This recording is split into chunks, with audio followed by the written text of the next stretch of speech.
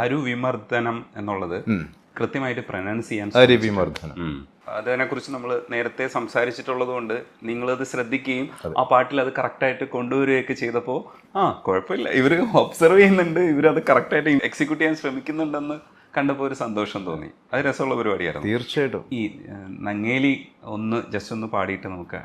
നങ്ങേലിപ്പൂവേ കുന്നോളം ദൂരെ ഒന്നായി പോവണ്ടേ, ചങ്ങാതിവാവേ നിന്നോടു കൂടെ കണ്ണായി ഞാനില്ലേ, ചെറുനാട്ടുപാതകളിൽ കനവിൻ്റെ മാമലയിൽ തളരാതെ നീ ചുവടേറവേ തണലായി ഞാനരികെ. ആ മെലഡിയുടെ ഒരു സുഖമില്ലേ, ഇത് പലതിലും കൊണ്ടുവന്നിട്ടുണ്ട്. അതിലൊന്നാണ് ഉണ്ണിമേനോൻ സാറിനെ കൊണ്ട് പാടിച്ച പാട്ട് കാതോർത്ത് കാതോർത്ത്. അതിലെന്താണോ പുള്ളിയുടെ വോയിസ് എടുക്കേണ്ടത്, നമ്മൾ കേൾക്കാൻ ആഗ്രഹിക്കുന്ന ഒരു ഉണ്ണിമേനോൻ ഉണ്ടല്ലോ, ആ ഉണ്ണിമേനോനെ കൊണ്ടുവന്നിട്ട് പ്ലേസ് ചെയ്ത് നിൽക്കുക ആ പാട്ടിൽ. ശരിക്കും കൈലാഷ് ചേട്ടൻ്റെ പാട്ടുമായിട്ടൊക്കെ ഒരു ബന്ധമുള്ള, ഇല്ലെങ്കിൽ അത്തരത്തിലുള്ള ജോണറിൽ വരുന്ന ഒരു പാട്ടാണ്. പക്ഷേ നമ്മൾ ഇത് കേട്ട് തുടങ്ങിയപ്പോഴാണ് നമുക്ക് മനസ്സിലായത് ഇത് ഉണ്ണിമേനോൻ സാറ് പാടേണ്ട ഒരു പാട്ടിനെ എങ്ങനെയോ വർക്ക് ചെയ്ത് രഞ്ജിൻ കൊണ്ടുവന്നിട്ട് എങ്ങനെയാ പുള്ളിയെ സെലക്ട് ചെയ്തത്? അത് പുള്ളിക്ക് വേണ്ടി ചെയ്തതാണോ? ഒരിക്കലും അല്ല. ഭയങ്കര സംഭവമല്ലേ. ഞാൻ ആക്ച്വലി അതൊരു കഥയുണ്ട്.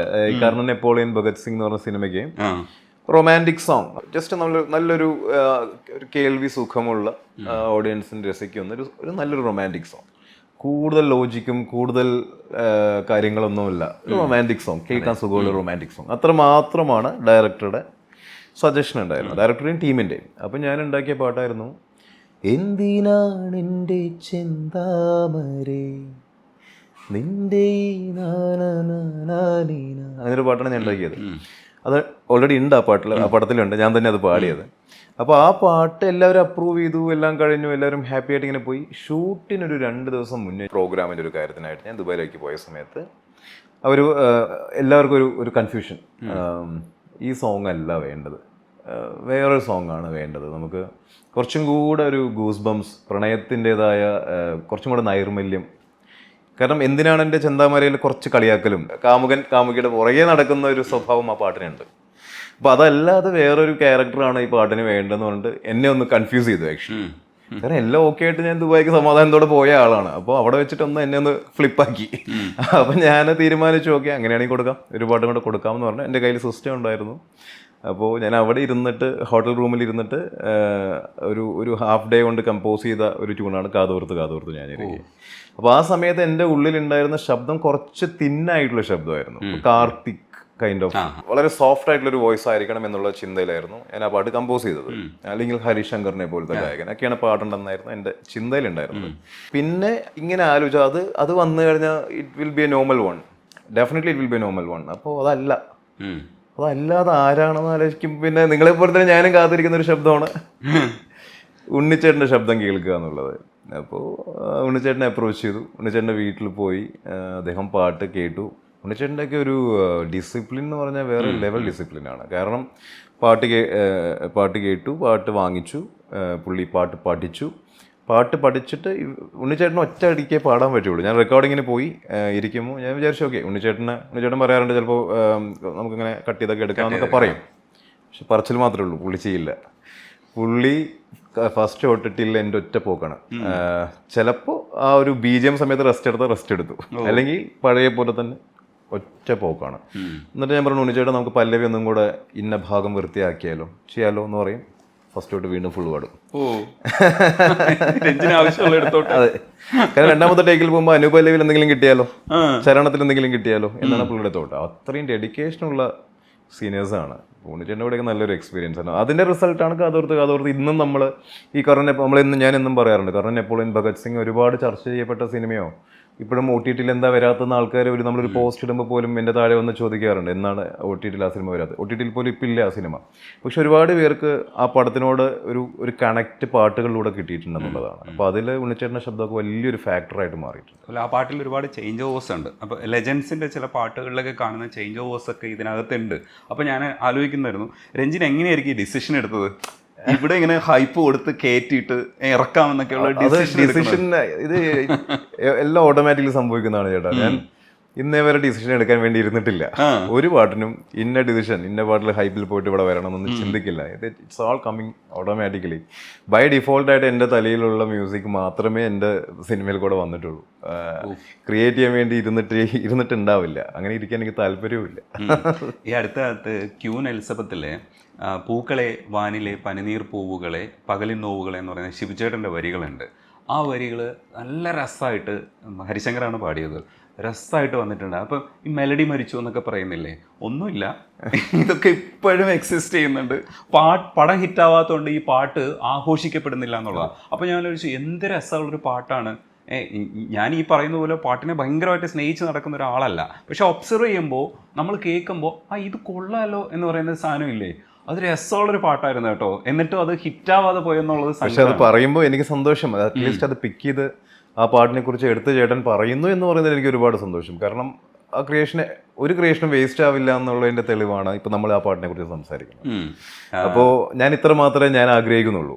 പൂമുത്തോളം ചെയ്യുമ്പോൾ ഈ പറഞ്ഞ കേരളം മുഴുവൻ അത് പാടി നടക്കുന്നത് ഞാൻ ചിന്തിച്ചിട്ടില്ല. ഉയരുന്നാഥനെ ചെയ്യുമ്പോൾ വിചാരിച്ചിട്ടില്ല, കണ്ണത്ത ദൂരം വിചാരിച്ചിട്ടില്ല. അപ്പോൾ അതുകൊണ്ട് തന്നെ പൂക്കളെ ചെയ്യുമ്പോഴും വിചാരിച്ചിട്ടില്ല. പടം ഹിറ്റായിരുന്നു, അത് സൂപ്പർ ഹിറ്റ്. പേസ് മഴ എങ്ങനെയാണ് പടം സൂപ്പർ ഹിറ്റ് അല്ല, പടം ആൾക്കാർ അറിഞ്ഞ പടമല്ല അധികം, പക്ഷെ പേസ് മഴ എല്ലാവർക്കും അറിയുന്ന ഒരു പാട്ടായി മാറിയതാണ്. അപ്പോൾ അങ്ങനെ സംഭവിക്കുന്നുണ്ട്. അപ്പോൾ ദാറ്റ്സ്. പക്ഷേ ഈ പടവും കൂടെ വിജയിക്കുമ്പോഴാണ് ഞാൻ എന്ന ടെക്നീഷ്യൻ ഹാപ്പി ആവുന്നത്. നമ്മൾ അസോസിയേറ്റ് ചെയ്യുന്ന ഒരു മൂവിയും കൂടെ വിജയിച്ച് പ്രൊഡ്യൂസർക്ക് ലാഭം കിട്ടുമ്പോഴാണല്ലോ നമ്മൾ ഹാപ്പി ആവുന്നത്.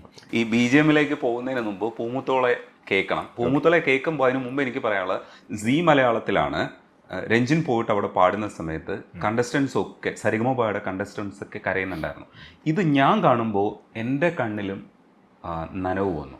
അപ്പോൾ എനിക്ക് ഇമോഷൻസ് ഓരോരുത്തർ ഇമോഷൻസ് കാണിക്കുമ്പോഴും എനിക്കിത് മാനേജ് ചെയ്യാൻ. അപ്പോൾ ജീവ ഒടുവിൽ കരയുമ്പോൾ പെട്ടു, കയ്യിൽ നിന്ന് പോയി.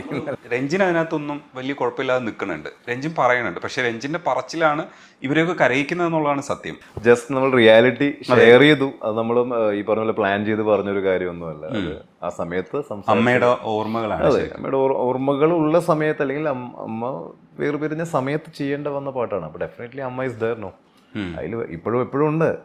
ദിവസങ്ങളുടെ വ്യത്യാസം ഉണ്ടായിരുന്നു. കുറച്ച് ദിവസങ്ങൾക്കുള്ളിൽ ചെയ്യേണ്ടി വന്ന പാട്ടാണ്. ബാക്കി എല്ലാ പാട്ടിലും കംപ്ലീറ്റഡ് ആയിരുന്നു, നേരത്തെ തന്നെ ചെയ്തു വെച്ചിട്ടുണ്ടായിരുന്നു.